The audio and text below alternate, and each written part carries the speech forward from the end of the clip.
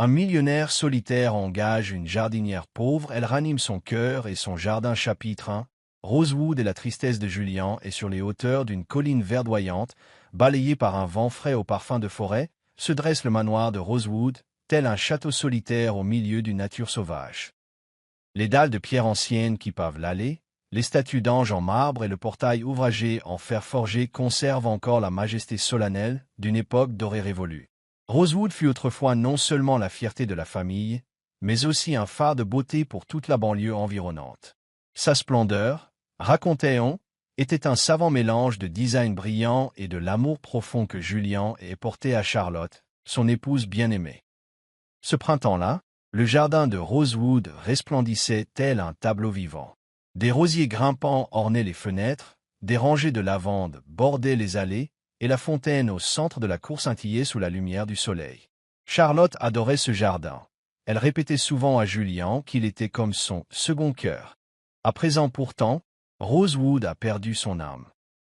Depuis que Charlotte est morte dans un tragique accident de voiture, tout semble figé, comme si le temps s'était arrêté avec son dernier souffle. Le jardin est devenu un désert. Les parterres autrefois si colorés sont envahis par les mauvaises herbes. Les roses ont fané. Les arbres sont noircis, et les statues, recouvertes de mousse autour de la fontaine, tombent en ruine sous l'effet du temps. Le manoir est enveloppé de ténèbres. Le grand lustre du hall ne brille plus la nuit, et d'épais rideaux lit-de-vin obturent les fenêtres, comme si Julian fuyait la lumière du dehors. Quant à Julian maître de Rosewood, il est devenu l'ombre de lui-même. Autrefois, Julian incarnait la réussite. Grand, le regard profond, les traits marqués et le nez droit, il possédait non seulement une immense fortune, mais aussi une influence considérable dans l'immobilier. Des réceptions mondaines au conseil d'administration, Julian apparaissait toujours en premier, affichant une prestance impeccable. Quand Charlotte entra dans sa vie, tout sembla s'accorder. Elle n'était pas seulement son épouse, c'était la pièce manquante qui permit à Julian de voir le monde avec plus de douceur. Mais après sa mort, tout s'écroula. Julian disparut des réunions, déclina les invitations de ses amis et coupa presque tous ses liens sociaux. Il s'enferma au manoir, laissant Rosewood plonger dans le silence et l'abandon. Fini les costumes élégants. Désormais, il ne portait plus que de vieilles chemises, passant de longues heures immobiles sur un balcon, le regard fixé sur le jardin mort. Il ne toucha plus à rien qui appartenait à Charlotte. Dans leur chambre, la robe blanche sur le portant, le carnet de notes près du piano, tout demeurait à sa place, intact. Julian ne franchissait plus la porte de cette pièce. Chaque fois qu'il passait devant, il croyait entendre la voix de Charlotte. Douce, légère, mais aussi lointaine qu'inaccessible. Eleanor, la gouvernante restée fidèle au manoir, avait connu Julian jeune, passionné, puis le vit se replier sur lui-même et s'endurcir. Elle continuait de nettoyer la serre chaque jour, même si plus personne ne s'en servait. Le jardin où Charlotte cultivait ses roses blanches n'était plus qu'une carcasse de verre et de terre desséchée. « Maître Julian, ce jardin ne peut pas rester ainsi pour toujours, » dit un matin Eleanor, la voix empreinte de douceur. Charlotte est partie. Il ne sert à rien de t'accrocher à tout cela. Julian demure silencieux. Quand Eleanor suggéra d'embaucher un nouveau jardinier pour redonner vie à Rosewood, il refusa d'un ton glacial. Personne ne peut remplacer Charlotte.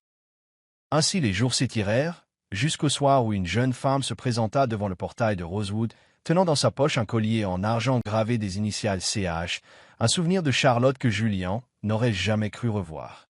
Dès cet instant, les rouages du destin de Rosewood se remirent en marche.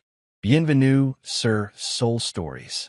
Aujourd'hui, nous vous offrons un récit touchant. Dites-nous depuis quelle ville vous nous suivez. N'oubliez pas de vous abonner à notre chaîne pour découvrir d'autres histoires pleines de sens. Chapitre 2. L'apparition d'Emma Bennett, celle qui rallume l'espoir. Le soleil s'effaçait peu à peu derrière les arbres, allongeant les ombres sur le sentier menant au manoir de Rosewood. Les chants d'oiseaux se turent dans la fraîcheur du crépuscule. Emma Bennett se tenait devant l'imposant portail en fer forgé, le regard fixé sur le manoir sombre au loin. Quand elle était enfant, sa mère lui parlait souvent d'une femme au regard doux et à la voix aussi légère que la brise du printemps.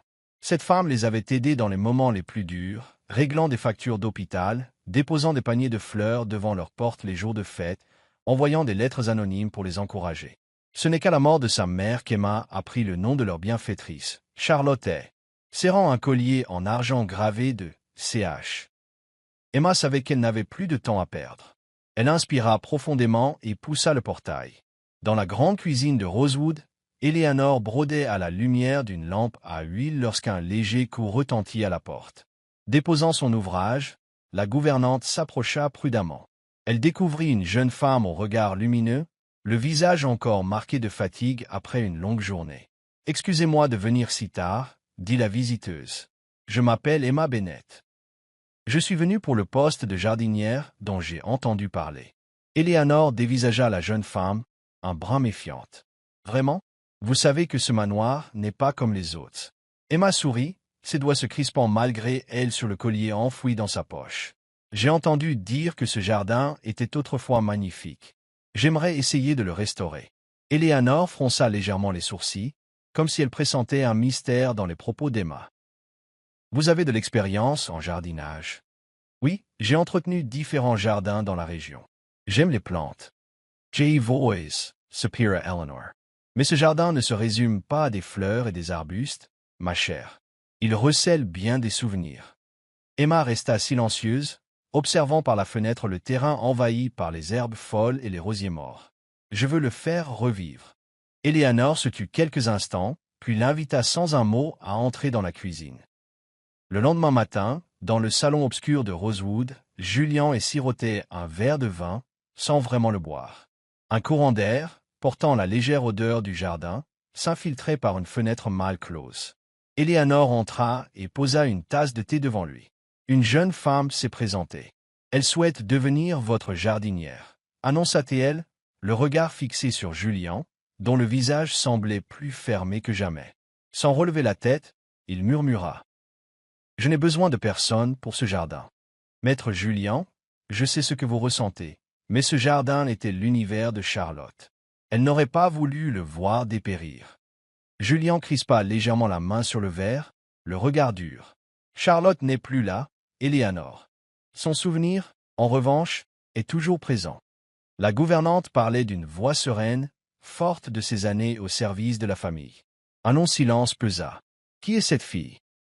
demanda Julian d'un ton sec. « Elle s'appelle Emma Bennett, encore bien jeune, mais elle me semble digne de confiance. » Le regard de Julian se perdit vers le jardin où des rosiers décharnés se dressaient sous le soleil. « Bien. Si elle tient plus d'une semaine, qu'elle reste. » Eleanor hocha la tête et s'éclipsa, laissant Julian seul dans la pénombre. Le jour même, Emma commença son travail.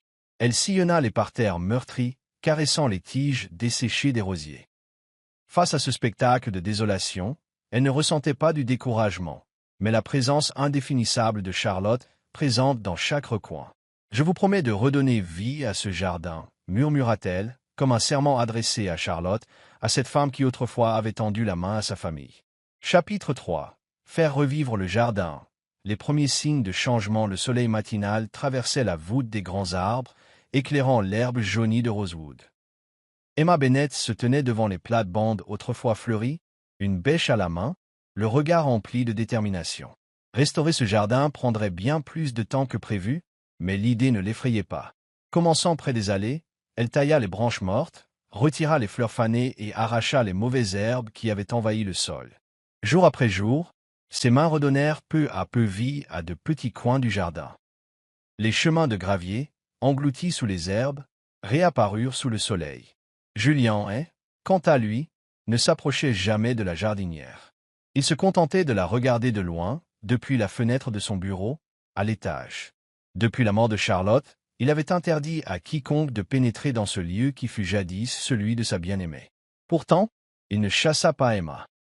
Au fil des jours, Julian découvrit qu'il n'arrivait pas à détourner les yeux de cette jeune femme qui, sous le soleil, coupait, sarclait, semait. Sa persévérance, sa minutie et son amour pour les plantes attisaient malgré lui son attention, bien qu'il affectât l'indifférence. Un après-midi, un orage brutal s'abattit sur Rosewood. Un ciel d'encre, un vent violent ébranlant les vieux arbres du jardin. Depuis la maison, Eleanor remarqua Emma, toujours en train de travailler. La pluie froide la trempait jusqu'aux os, mais Emma, agenouillée devant les rosiers, continuait de supprimer les rameaux secs. Ses cheveux ruisselaient, mais elle ne bougeait pas. À l'étage, Julien contemplait la scène à travers la vitre. Ce tableau le renvoyait à ses souvenirs de Charlotte. Les jours de pluie, Charlotte enfilait une écharpe et soignait ses fleurs avec un doux sourire. Le verre de vin dans sa main trembla. « Quelle obstinée !» marmonna-t-il, le cœur toutefois serré, incapable de se détacher du jardin. Lorsque la pluie cessa, Emma se releva, les bras chargés de fleurs coupées. Elle leva la tête et aperçut la silhouette de Julien derrière le rideau. Mais le temps de cligner des yeux, il avait déjà disparu. Le lendemain, en nettoyant un coin reculé du jardin, Emma mit au jour un buisson épais qui masquait une statue de pierre. Sous un entassement de feuilles mortes, elle découvrit un ange en pierre portant un cœur. Bien que couvert de mousse, il conservait une beauté délicate et intacte. « Qu'est-ce que » murmura-t-elle en ôtant soigneusement la poussière. « Ne le touchez pas. » Surprise, Emma se retourna pour voir Julien s'approcher. Il ne portait pas de manteau, ses cheveux en désordre, comme s'il venait de sortir d'un long sommeil. Ses yeux exprimaient une vive émotion devant la statue. « Pardon, je ne savais pas que c'était si important », balbutia Emma en reculant. Julien posa le regard sur la pierre, le visage empreint de souvenirs. « C'était un cadeau pour Charlotte à notre premier anniversaire de mariage », expliqua-t-il, d'une voix basse comme le reflet d'un lointain passé. Emma resta silencieuse. Elle l'aimait tellement qu'elle l'avait placé au centre du jardin. Mais après sa mort, je ne supportais plus de le regarder. Alors qu'il parlait, Emma ressentit profondément le chagrin qui l'habitait. « Le jardin sera plus beau si cette statue reste, » dit-elle avec douceur, son regard sûr. Julien fronça les sourcils mais ne rétorqua rien. Longtemps, il demeura face à la statue, avant de s'en aller d'un pas lourd. À partir de ce jour, Julien revint plus souvent dans le jardin. Il n'aidait pas directement Emma, mais restait dans les parages, à l'observer.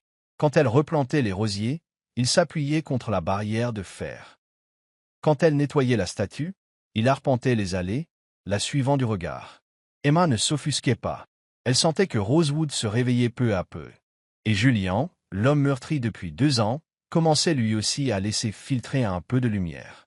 Un matin, alors qu'Emma arrosait les plates-bandes, Julien l'aborda soudain.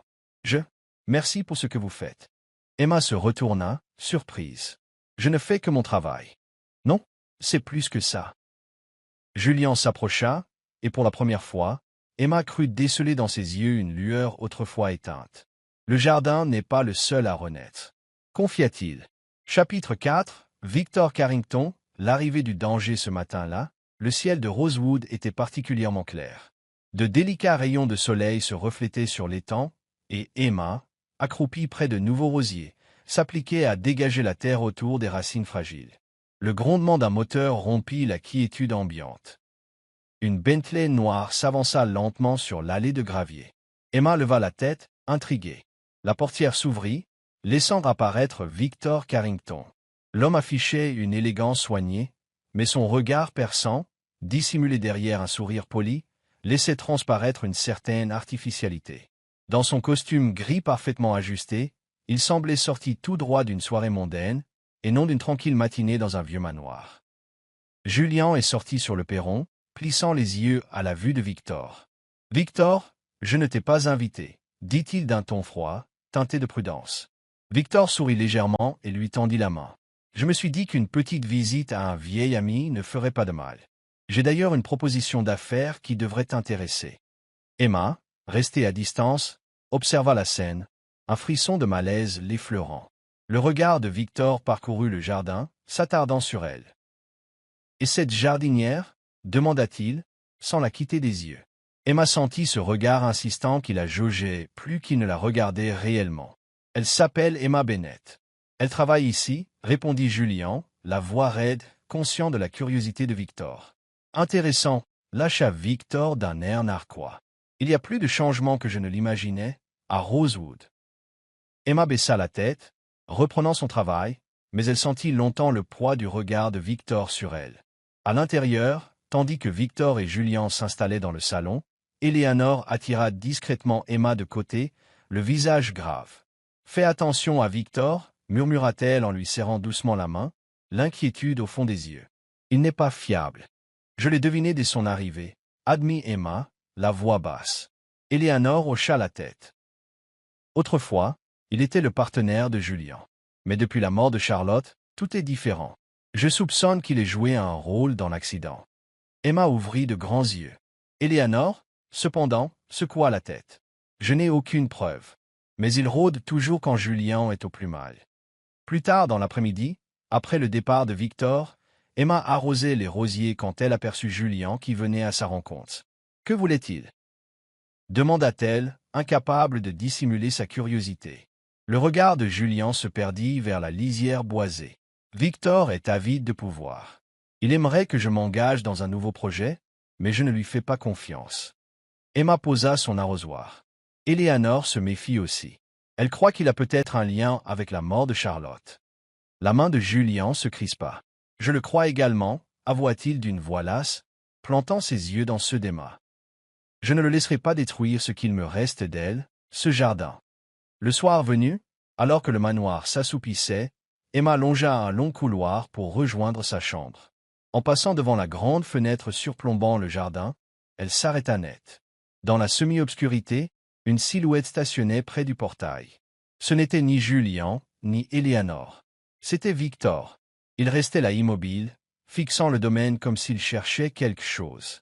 Un frisson parcourut Emma. Elle referma vivement le rideau et s'éloigna, le cœur battant. Elle comprit que la venue de Victor ne se résumait pas à une simple visite d'affaires. Chapitre 5. Les secrets enfouis. La lettre de Charlotte. L'automne s'installait doucement sur Rosewood, et le jardin reprenait vie de jour en jour. Les rosiers blancs nouvellement plantés fleurissaient en silence mais avec éclat, comme pour chasser le poids qui planait sur la propriété. Emma Bennet passait la plupart de ses journées dans le jardin ou autour de la serre abandonnée, située en lisière du domaine. Autrefois, Charlotte y cultivait des variétés rares. Après son décès, les portes avaient été scellées, laissant les plantes mourir sous la poussière et l'oubli. Ce jour-là, alors que la lumière crépusculaire pénétrait à travers les vitres fondues, Emma décida de ranger la serre. Éléanore avait mentionné plus d'une fois son souhait de la restaurer, mais Julien s'y opposait. Charlotte n'aurait pas voulu qu'on y touche, répétait-il. En entrant, Emma sentit l'air froid et moisi d'un lieu abandonné depuis trop longtemps. Peaux ébréchées, outils rouillés, lierre rampant sur les murs, un mélange de nostalgie et de légère appréhension. En fouillant un coin encombré, elle remarqua un pot cassé. Elle le souleva, découvrit un peu de terre sèche. Et ses doigts effleurèrent un morceau de papier plié. Interloquée, Emma l'épousseta. C'était une lettre. Elle la déplia et reconnut l'écriture fine de Charlotte. Mon cher Julien, Victor vient trop souvent. Il observe le jardin, et j'ai l'impression d'être suivi. Parfois, je le surprends près de la serre, mais quand je sors, il a déjà disparu. Je ne veux pas dramatiser, mais quelque chose ne tourne pas rond. Si jamais il m'arrive quoi que ce soit, souviens-toi que je t'aime, ainsi que ce jardin. Le cœur d'Emma s'emballa. Ce nom, Victor. Les mises en garde d'Éléanore prenaient un sens plus sombre encore. Alors, Charlotte avait déjà des soupçons. Emma repensa brièvement à ce que sa mère lui avait raconté. Charlotte avait aidé leur famille dans le plus grand secret. Remplie de reconnaissance et de responsabilité, Emma sentit qu'il lui fallait agir. Ce soir-là, Emma apporta la lettre à Julien. Dans le grand bureau, seul le faible halo d'une lampe éclairait l'atmosphère feutrée. Julien, assis à une table chargée de vieux papiers, leva à peine les yeux à son entrée. « J'ai trouvé quelque chose, vous devriez le lire », déclara Emma en déposant la lettre sur le bois, la voix calme mais ferme. Julien reconnut aussitôt l'écriture. Son visage se durcit. Il se leva brusquement, serrant le papier jusqu'à le froisser. « Où as-tu trouvé ça ?» demanda-t-il, la voix vibrante de colère et d'angoisse mêlée. « Dans la serre, » répondit Emma, soutenant son regard. « Charlotte vous l'avait écrit, et je me suis dit que vous deviez l'avoir. » Julien inspira profondément, la main tremblante, puis posa la lettre sur la table. « J'avais dit à Éléanore de ne laisser personne s'approcher de cette serre.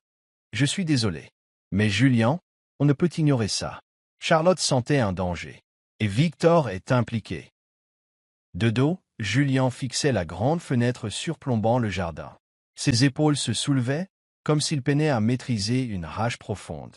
Le passé ne devrait pas être déterré, Emma. Tu ne comprends pas. Sa voix trembla, chargée de souffrance. Emma se tut un instant, puis murmura « Je ne comprends peut-être pas tout. Mais Charlotte voulait que la vérité soit découverte, j'en suis sûr. » Il ne répondit pas. Emma quitta la pièce, le laissant dans la lourdeur du silence. Ce soir-là, Julian demeura seul dans son bureau, la lampe allumée, un verre de vin intact à ses côtés.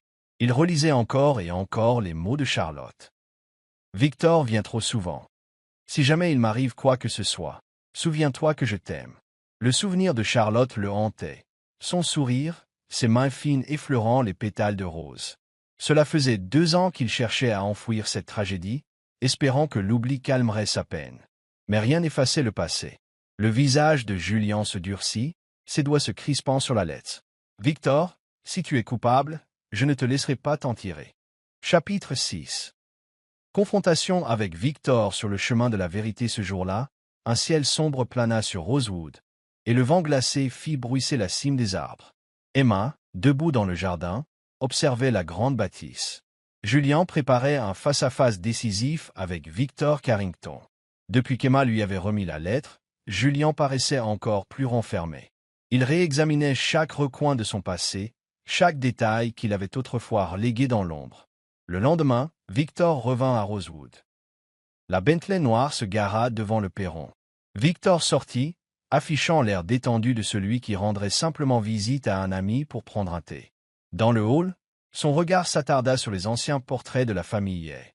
Il pénétra dans le petit salon, où Julian l'attendait, assis derrière une table en bois sombre. Entre eux, la lettre de Charlotte trônait, et un feu crépitait dans l'âtre, rendant plus oppressant encore le silence ambiant. « Julian !» s'exclama Victor, toujours ce demi-sourire sur les lèvres. « Tu voulais me voir en urgence. Quel est donc ce grand mystère ?» Sans répondre, Julian poussa la lettre vers Victor. « Que penses-tu de ça ?» Victor parcourut rapidement l'écriture de Charlotte. Un éclair de surprise, vide dissimulé, traversa son regard. Il s'appuya contre le dossier de sa chaise, comme pour reprendre contenance. Charlotte avait toujours tendance à s'inquiéter. Elle s'imaginait des histoires. « Tu prends ça bien trop au sérieux, Julian. »« Vraiment ?» Julian haussa un sourcil, le ton plus tranchant que jamais. Il alla chercher un petit sac en plastique dans un tiroir et le posa sur la table. À l'intérieur se trouvait un morceau de métal usé. Emma l'a trouvé dans le garage. C'est un fragment du système de freinage de Charlotte. Victor plissa les yeux, sans se départir de son flegme. « Tu reparles de son accident ?»« C'était un malheureux hasard. Julian, la police n'a rien trouvé de suspect. » Les poings de Julian se serrèrent. « Ça fait 2 ans que je me voile la face. J'ai vérifié les anciennes caméras de surveillance du garage. Tu es la seule personne qui y est entrée avant l'accident. » Un lourd silence s'installa. Victor Tennant le regardait Julian. Puis, lentement, le sourire de façade de Victor s'estompa. « Je n'ai jamais voulu tuer Charlotte. C'était toi la cible. » Finit-il par avouer, la voix presque inaudible. Julian se figea, l'émotion ravageant ses traits. « Tu voulais me tuer ?» demanda-t-il, la voix éraillée, sans savoir si c'était la rage ou la douleur qui l'emportait. « Tu sais pourquoi ?» murmura Victor, en détournant le regard. « Il y a des années, tu m'as écarté d'un gros projet. J'ai perdu des millions. Charlotte s'est trouvée au mauvais endroit, au mauvais moment. Julian Blamey. Simple dommage collatéral. » lança-t-il, sarcastique, la colère bouillonnant dans un rire amer. « Tu viens d'avouer un meurtre et c'est ainsi que tu parles de ma femme. » Victor se leva et se dirigea vers la porte. « Que comptes-tu faire, Julian? Appeler la police? Qui va te croire? Il n'existe pas de preuves irréfutables. » En posant la main sur la poignée, il s'immobilisa en entendant la voix froide de Julian. « Tu vas payer pour ça. » Victor jeta un coup d'œil par-dessus son épaule. Dans les yeux de Julian, il ne vit plus la moindre hésitation ni le moindre chagrin, mais la résolution d'un homme décidé à affronter son traître. « Êtes-vous toujours avec nous? » « Si oui, commentez Coca-Cola. » Ha ha. Chapitre 7. Emma révèle la vérité. Le pont entrepassé et présent le soir tombait sur un jardin baigné de lumière dorée. Après l'orage de la vérité et de la culpabilité, Rosewood semblait retrouver son calme. Des oiseaux chantaient, perchés dans les hautes branches, comme si le domaine sortait d'un long cauchemar. Victor Carrington fut arrêté. Julian, déterminé, remit à la police la lettre de Charlotte et les enregistrements du garage, mettant enfin un terme à 2 ans de tourments. La vérité, malgré toute la souffrance qu'elle ramenait, permettait à Julien de respirer à nouveau. Dans l'après-midi, Emma coupa les roses blanches épanouies et traversa lentement le jardin, s'arrêtant près de la fontaine. Julien apparut à sa suite, la regardant en silence. Le soin qu'elle apportait aux fleurs lui rappelait Charlotte, tout en étant différent. Une douceur, une force qui lui était propre. « Le jardin est superbe, dit-il, brisant le silence. Emma tourna la tête vers lui, un léger sourire aux lèvres. « Merci. Je crois qu'il a toujours été beau. J'ai juste aidé à le réveiller. » Julien s'approcha, détaillant les roses en pleine floraison. Il posa un genou à terre pour frôler un pétale du bout des doigts. Charlotte disait que ce jardin était l'âme de Rosewood. Elle avait raison. Emma l'observa un long moment, hésitant à parler. Finalement, elle expira et posa le panier au sol. « Il y a une chose que je dois vous avouer au sujet de ma venue ici. » Julien s'y redressa, intrigué mais patient. Emma sortit de sa poche un collier en argent. Gravé sur le pendentif, 2 initiales familières, CH. « Charlotte est, murmura Julien, la voix frémissante. « Oui, acquiesça Emma, caressant la surface froide du bijou. C'est tout ce qui me reste de ma mère. Charlotte nous a énormément aidés, sans que je comprenne pourquoi. Elle fut une bienfaitrice inconnue. » Immobile, Julien sentait ses souvenirs affluer. Charlotte, souriante, plantant des fleurs, posant sa main sur son épaule après une rude journée de travail. Quand ma mère tomba gravement malade, Charlotte paya tout l'hôpital. Je n'ai jamais su la raison de sa générosité, mais elle aidait les gens sans rien attendre en retour. N'est-ce pas? Confia Emma, les yeux brillants de gratitude. Julian acquiesça en silence. Je ne suis pas venu ici seulement pour travailler. J'avais besoin de lui rendre, à ma manière, ce qu'elle avait fait pour ma famille. En redonnant vie au jardin qu'elle aimait tant. Julien serra le collier dans sa main.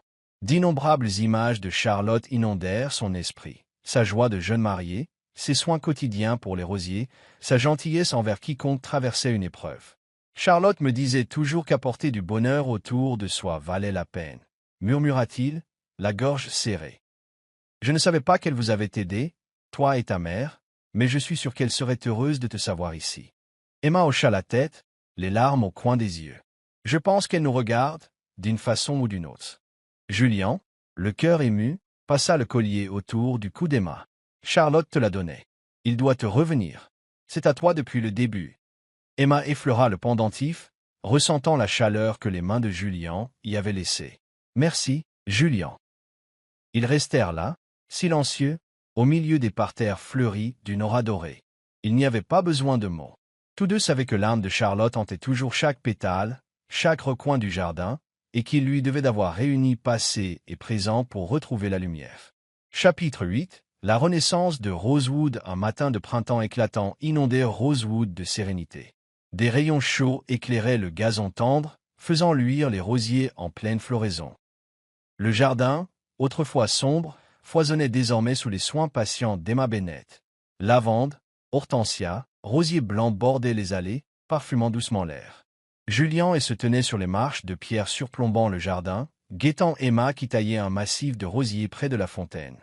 Il l'observait en silence, le cœur gonflé d'une émotion qu'il peinait à formuler. S'avançant, il rompit le calme ambiant d'une voix basse et chaleureuse. Chaque jour, ce jardin me paraît plus beau que dans mes souvenirs. Emma, se relevant, lui sourit. Merci, mais c'est surtout le jardin qui se ravive de lui-même. J'ai juste accompagné le mouvement. Le regard de Julien glissa sur les environs, et un léger sourire adoucit ses traits. Non, Emma, tu as fait bien plus que cela. Tu n'as pas seulement redonné vie au jardin, tu m'as redonné vie. Surprise, Emma s'immobilisa, le cœur touché par ces paroles inattendues. Elle baissa les yeux, un léger rose aux joues.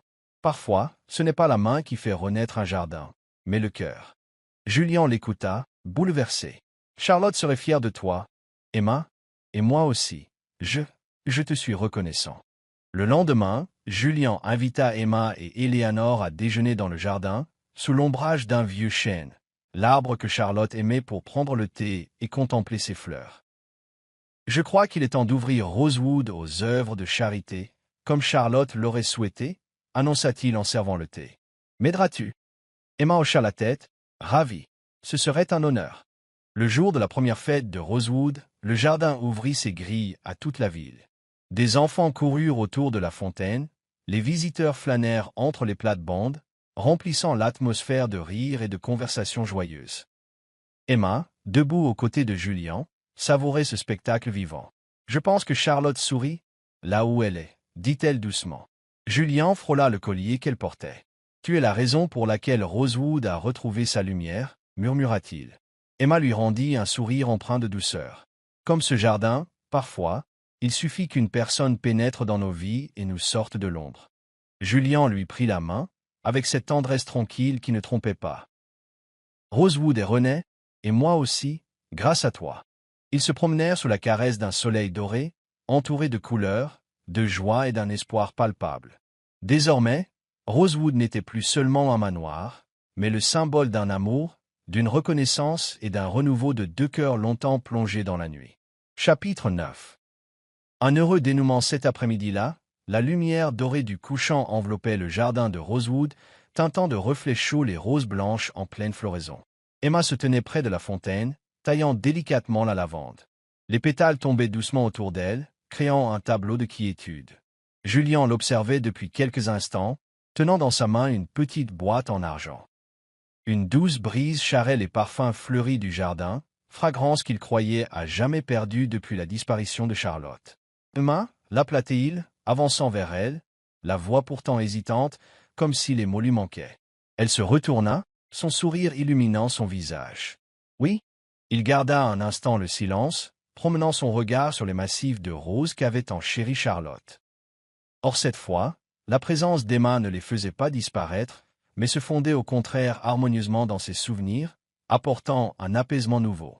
Julian ouvrit la petite boîte, dévoilant une bague en platine, toute simple, mais étincelant dans les derniers rayons du soleil. J'y réfléchis depuis longtemps. Je sais que j'ai aimé quelqu'un avant, et je ne veux pas te cacher cela. Charlotte restera dans ma vie. Mais toi, tu es entré dans mon existence et tu m'as donné une nouvelle chance. Pas en la remplaçant, mais en m'offrant un nouveau départ. Emma, émue, sentit ses yeux s'embuer. Le halo du couchant les enveloppait tous les deux. Julian s'agenouilla, tremblant légèrement. « Je veux qu'ensemble, on prenne soin de ce jardin. Emma Bennett, veux-tu m'épouser ?» Les larmes perlaient aux cils d'Emma. Elle regarda Julian, ressentant toute la sincérité de sa demande. Julian, oui, je le veux. Le sourire de Julian fut plus éclatant que le soleil couchant. Il passa la bague au doigt d'Emma avant de se relever, et elle l'enlaça, le gratifiant d'un baiser tendre, lent et chargé de sens. Leur mariage eut lieu un beau jour d'été, alors que le jardin de Rosewood éblouissait de couleurs. Emma avança sur une allée recouverte de pétales de roses blanches, les fleurs favorites de Charlotte. Julian l'attendait près de la fontaine, là où il avait vécu tant d'instants précieux avec son épouse défunte. Mais aujourd'hui, il intégrait ce passé à son présent pour inventer un nouvel avenir. Avant la cérémonie, il se rendit avec Emma sur la tombe de Charlotte, un bouquet de fleurs blanches à la main. « Charlotte, j'aime à croire que tu vois ce jardin reprendre vie. Tu feras toujours partie de ce lieu et je ne t'oublierai jamais, » murmura Julian, tenant la main d'Emma face à la stèle. Emma, recueillie, souffla. « J'imagine qu'elle est heureuse de te savoir enfin rayonnant à nouveau. » La cérémonie s'ensuivit, remplie de chaleur et de profondeur. Emma, dans une robe blanche simple, avança vers Julian, le regard fixé sur lui. « Je ne suis pas là pour remplacer qui que ce soit, Julian. Mais je te promets de marcher à tes côtés à partir de maintenant. » Avec une douceur infinie, Julian lui prit les mains. « Et moi, je promets de t'aimer comme j'ai aimé Charlotte. De tout mon cœur. » Sous les yeux des proches, dans un jardin en pleine floraison, ils échangèrent leurs vœux, entamant un nouveau chapitre de leur vie. Le banquet se déroula là même, entre les parterres de roses, sous un soleil radieux. Julian entraîna Emma à l'écart, laissant la fête se poursuivre. « As-tu des regrets d'être venu ici ?» demanda-t-il en la regardant droit dans les yeux. Elle entremêla ses doigts aux siens. « Aucun. Rosewood, ce n'est pas qu'un jardin que j'ai réparé. C'est l'endroit où je t'ai trouvé. » Julian sourit, déposa un baiser sur son front. « Merci, Emma. Merci d'être restée. » Dans le clair de lune, leurs pas les guidèrent le long de l'allée bordée de roses blanches, où s'unissaient passé et présent, et où se profilait un avenir plein d'espérance. L'histoire de Julian et Emma à Rosewood témoigne de la force de l'amour et de la patience. Même après une perte immense, un cœur peut renaître à la faveur de la sincérité, de la compréhension et de l'affection. Julian a appris à chérir le souvenir de Charlotte sans se fermer au bonheur que la vie pouvait encore lui offrir. Emma, par sa gratitude et sa bienveillance, sema à nouveau la lumière dans son quotidien. Leur récit nous rappelle que l'amour et l'espoir sont les clés pour surmonter la tristesse et retrouver la paix. Merci d'avoir suivi cette histoire. N'hésitez pas à l'évaluer de 1 à 5 étoiles et à liker, partager, ainsi qu'à vous abonner à la chaîne Soul Stories. Votre soutien nous encourage à continuer de vous proposer de belles histoires.